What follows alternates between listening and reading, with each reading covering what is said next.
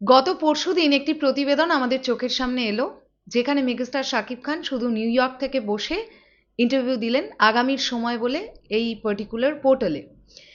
সেখানে মেগাস্টার শাকিব খান বলেছেন যে 2027 সাল থেকে তিনি 4টি করে সিনেমা করবার চেষ্টা করবেন। তার কারণ পুরো বছর ধরে সিনেমার ধারাবাহিকতা কমেছে, গতানুগতিক কোনো ধারা নেই।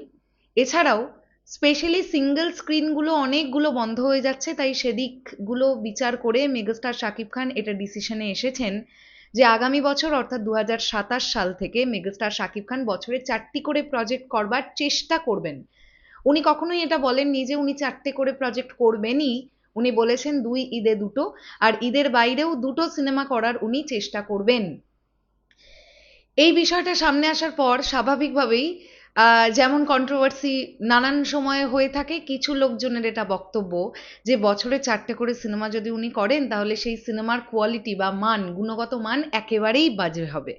তো সেটা কি ভালো কোনো দিক হলো? তো আমার প্রশ্নটা হচ্ছে, মেগাস্টার শাকিব খান তাহলে কোন দিকে যাবেন? আপনারা যারা এই ধরনের কথা বলছেন যে গুণগত মান ঠিক থাকবে না, সিনেমার কোয়ালিটি নেমে যাবে, তাদের মানে তাদের কাছে আমি একটা প্রশ্ন রাখতে চাই যে মেগাস্টার শাকিব খানের তাহলে এখন কি করা উচিত? আপনাদের মতে কি বলে? একটা ফিল্ম ইন্ডাস্ট্রি, একজন মানুষের সিনেমার অভাবে সিঙ্গেল স্ক্রিনগুলো টিকিয়ে রাখা মুশকিল হয়ে যাচ্ছে, সিঙ্গেল স্ক্রিনগুলো একের পর এক বন্ধ হয়ে যাচ্ছে। মেগাস্টার শাকিব খানের 2 ঈদে 2টো সিনেমা বাঁধা, সেই 2টো সিনেমা আসবে। ঈদের বাইরেও আমরা দেখতে পাচ্ছি এবছর সোলজার আসবে। তো ধরে নিলাম যে প্রতি বছর মেগাস্টার শাকিব খান 3টি করে সিনেমাই আমাদেরকে দেবেন, তার বেশি 4টি করে হবে কি হবে না সেটা পরের ব্যাপার। এখন ব্যাপারটা হচ্ছে, যে মুহূর্তে মেগাস্টার শাকিব খান বর্তমান পরিস্থিতি দেখে এটা নিজে ডিসাইড করছেন যে বছরে তিনি 4টি করে কাজ করবেন, কেরিয়ারের এরকম একটা পিক পয়েন্টে এসে দাঁড়িয়ে, তখনও তাকে নিয়ে সমালোচনা করতে ইচ্ছে করছে? মানে আমি শুধুমাত্র সমালোচনা বাগীশদের উদ্দেশ্যেই কথাটা বলছি, একটুও খারাপ লাগছে না মানুষটাকে নিয়ে সমালোচনা করতে? সিনেমার গুণগত মান কেমন হবে সেটা তো ডিরেক্টর আর টিমের ওপর ডিপেন্ড করবে। সেখানে মেগাস্টার শাকিব খান কি করবেন?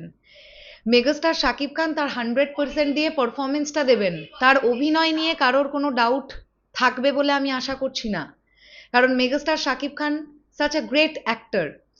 কিন্তু সিনেমার গুণগত মান কেমন হবে, সিনেমার গল্প কেমন হবে, সিনেমার এক্সিকিউশন কেমন হবে, সেটা তো ডিরেক্টরের ওপর ডিপেন্ড করবে, টিমের ওপরে ডিপেন্ড করবে, যারা বিভিন্ন সেকশনগুলোয় কাজ করবেন। তো এই মুহূর্তে দাঁড়িয়ে মেগাস্টার শাকিব খান এই ডিসিশনটা ছাড়া আর কোন ডিসিশনে এলে আপনারা খুশি হতেন, যারা সমালোচনা করছেন এই বিষয়টাকে নিয়ে? আপনারা নিজেরা জানেন না যে এই মানুষটাকে ছাড়া মেগাস্টার শাকিব খান ব্যতীত সিঙ্গেল স্ক্রিন ওয়ার্ক করছে না?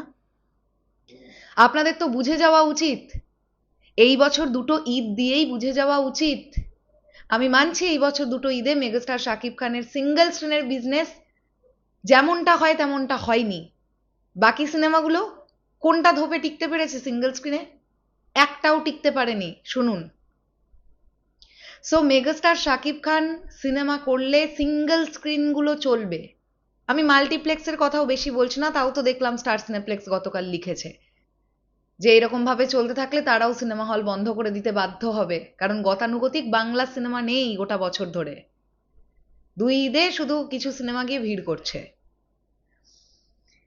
তো আমার মনে হয় সমালোচনাটা যখন করছেন, কোন পয়েন্টে করছেন একটু ভেবে করুন।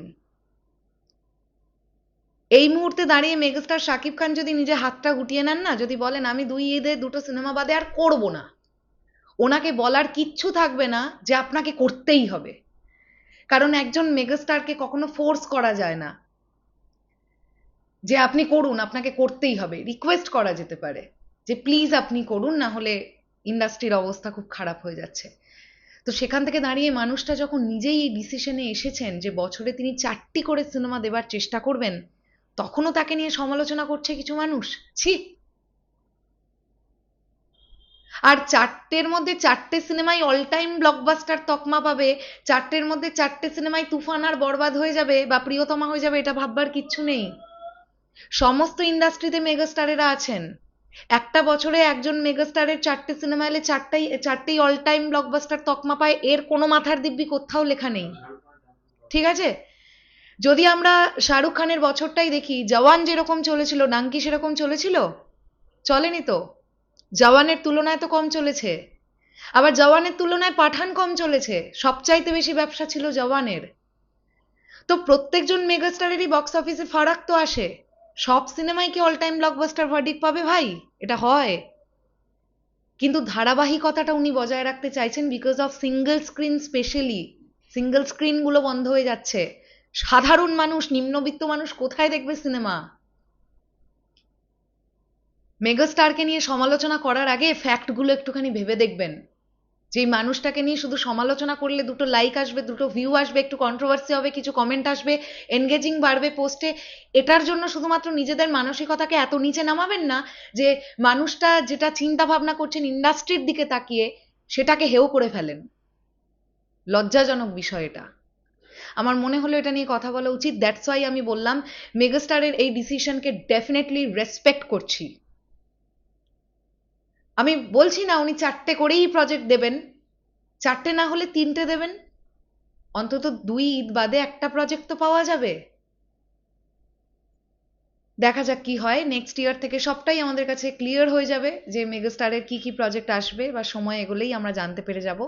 আপাতত রোজার ঈদে মেহেদী হাসান হৃদয়ের ছবিটা আসছে, এটা আমরা জেনে গেছি। কুরবানি ঈদ কাকে দিয়েছেন মেগাস্টার এখনো আমরা জানি না, বা কুরবানি ঈদের পরে বা ঈদের বাইরে কোন ডিরেক্টরের সঙ্গে তিনি কাজ করবেন সেটাও আমরা এখনো কেউ জানি না।